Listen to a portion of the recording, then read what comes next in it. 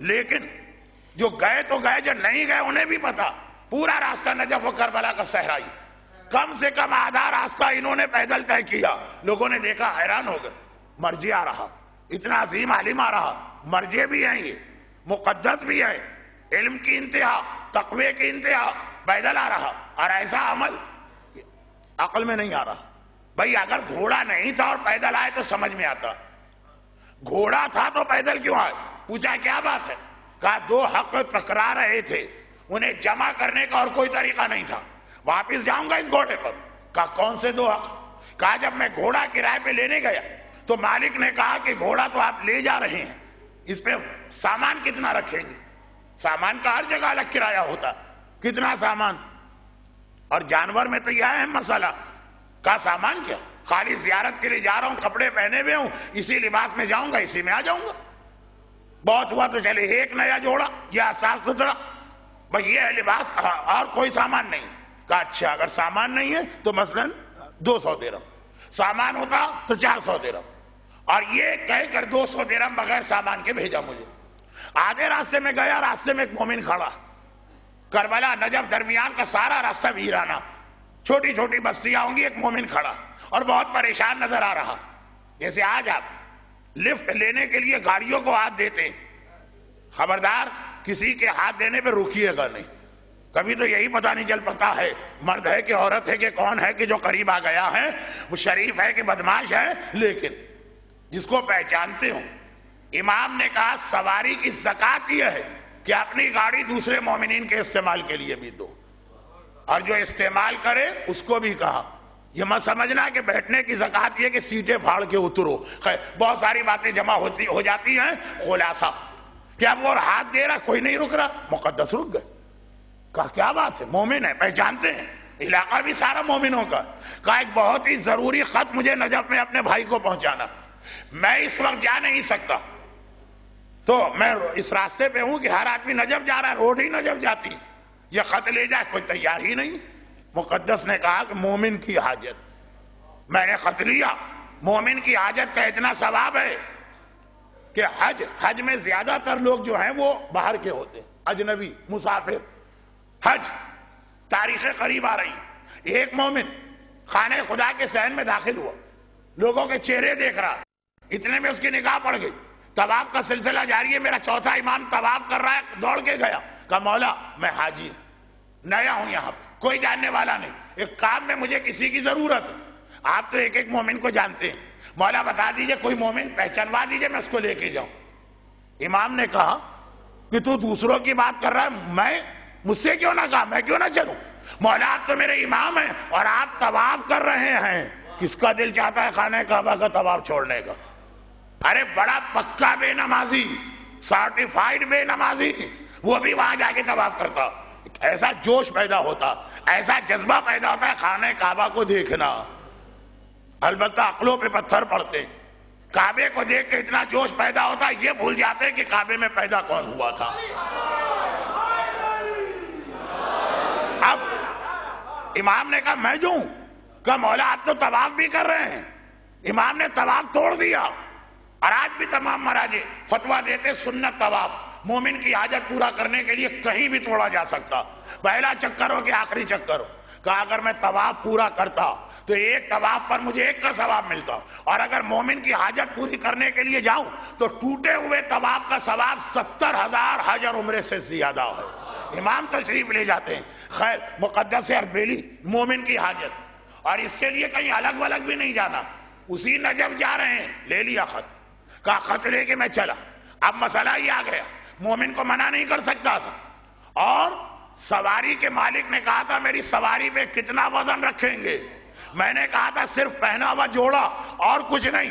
یہ خط میں نے لے لیا، اس کا بھی تو ایک وزن ہے، اگر اس کو لے کے گھوڑے پہ بیٹھ جاتا تو یہ گھوڑے کے مالک حرام ہو جاتا، اجرت دیے 200، کام لے رہے ہو 250 کا، حرام ہو جاتا، اور اگر مومن کو منع کر دیتا تو مومن کی حاجت رد کرنا خدا کو غضبناک کر دیتا۔ ایک ہی طریقہ ہے میرے پاس، خط بھی لے لیا، مومن کی حاجت رد نہ ہو، پیدل چلا، گھوڑے کے مالک پہ ظلم نہ ہو، واپسی میں اس پہ سوار ہو جاؤں گا۔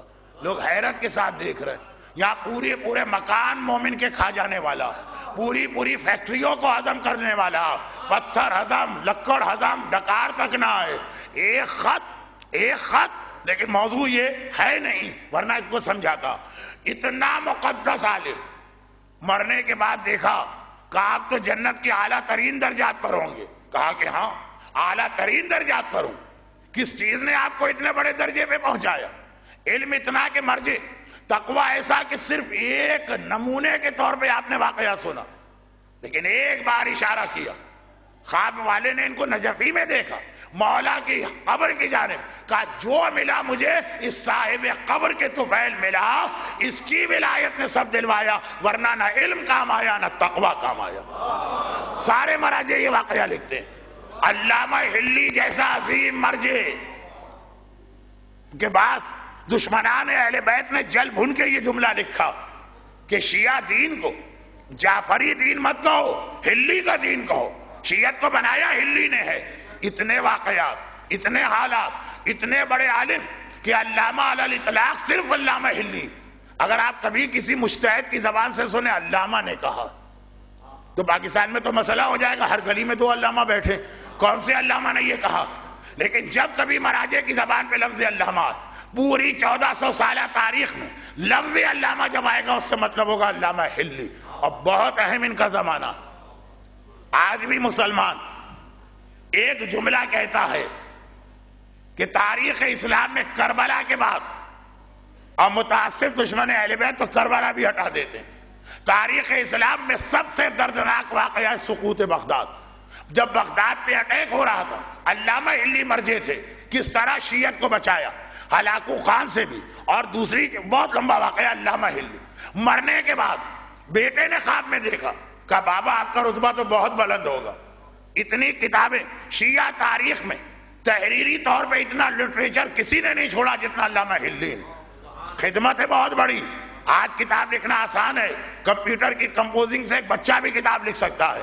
آدھا میٹر لیا شہید مرتضیٰ مطہری کی کتاب سے، آدھا میٹر لیا شہید دست غیب شیرازی کی کتاب سے، آدھا میٹر لیا مثلا شہید صدر کی کتاب سے، آدھا میٹر لیا شہید محسن قراتی کی کتاب سے، کتاب آپ کے نام سے تیار ہو گئی۔ لیکن باقاعدہ وہ ریسرچ کرنا اور وہ لکھنا۔ لیکن فرماتے ہیں کہ نجات جو ملی ہے تو صرف دو چیزوں سے ملی ہے، ایک کربلا میں جو حسین کی زیارت کو جاتا تھا، اور ایک جو مولا کی ولایت پر میں نے ایک کتاب لکھی الفین، عربی میں الفین کے معنی 2000، مولا کی ولایت کی 2000 دلیلیں جمع کی علامہ ہلی نے۔ علامہ ہلی نے شیعت کو تحفظ دینے کے لیے وہ کتاب لکھی، جس کا جواب ایک ناصبی نے لکھا، روز بہان۔ اس کا جواب شہید ثالث نے دیا تو اکبر بادشاہ نے گدی میں سوراخ کر کے زبان کھینچ کے ان کو شہید کیا۔ یہ علامہ ہلی کا ورک ہے، شیعت پر ہونے والے تمام اعتراضات کا جواب۔ اور آج کراچی میں مرجعیت کی اتنی مخالفت ہو رہی ہے کہ باقاعدہ علامہ ہلی کا نام لے کے لعنت کے فقرے ہوتے ہیں۔ ایک تو دیکھیے آپ کیا ہوتا، مقصرین پہ لعنت، مثلا علماء سو پہ لعنت، ہلی کا نام لیا جاتا ہے جس نے مولا کی ولایت پہ 2000 دلیلیں کتاب میں جمع کی ہیں۔ یہ جو مرجع دشمنی کا ماحول بنا، تو اس کی وجہ میں اشارتاً کل بتا چکا ہوں، ذرا تفصیل سے ابھی آنے والی ہے۔ لیکن یقین رکھیے کہ جو ولایت آپ کے پاس نہیں وہ مرجع کے پاس ہوتی ہے، بلکہ ہماری قوم تو غدیر کو ماننے کے بعد بھی غدیر کو نہیں مانتی۔ ساری قوم کی بات نہیں کہہ رہا ہوں، وہی خالص بھینس کا دودھ نہیں، بھینس کا خالص دودھ۔ ابھی تک ہم غدیر سے ایک قدم پیچھے ہیں۔ مولا کی ولایت کا اعلان غدیر میں ہوا، بہت ساری باتیں آج جمع کر دی میں نے ایک تقریر میں، لیکن کیا کروں، وقت ہاتھ سے نکلا جا رہا، ساری باتیں اہم، ایک بہت اہم بات، اس پر میں نے خمسہ پڑھا ہے کراچی میں، کبھی اور سن لیجئے گا، لیکن صرف 2 منٹ کی بات۔ غدیر میں پیغمبر اسلام نے علی کی محبت کا اعلان نہیں کیا تھا، وہ تو بہت پہلے ہو چکا، وہ تو دعوت ذی العشیرہ سے بھی پہلے ہو چکا۔ علی کی محبت اسلام میں آخری سال آئی، ولایت کا اعلان کیا ہے، یہ کہا ہے من کنت مولا فہذا علی مولا، جس کا میں مولا علی مولا۔ محبت کی بات نہیں آئی، محبت تو پہلا اسٹیج ہے جو KG کے بچے کو پڑھایا گیا، اب وہ ایم اے کر کے نکل رہا، ڈگری جو دی جا رہی ہے وہ ولایت کی دی جا رہی ہے۔ غدیر خم اعلان محبت علی نہیں ہے، اعلان محبت علی دعوت ذی العشیرہ، اعلان محبت علی مکے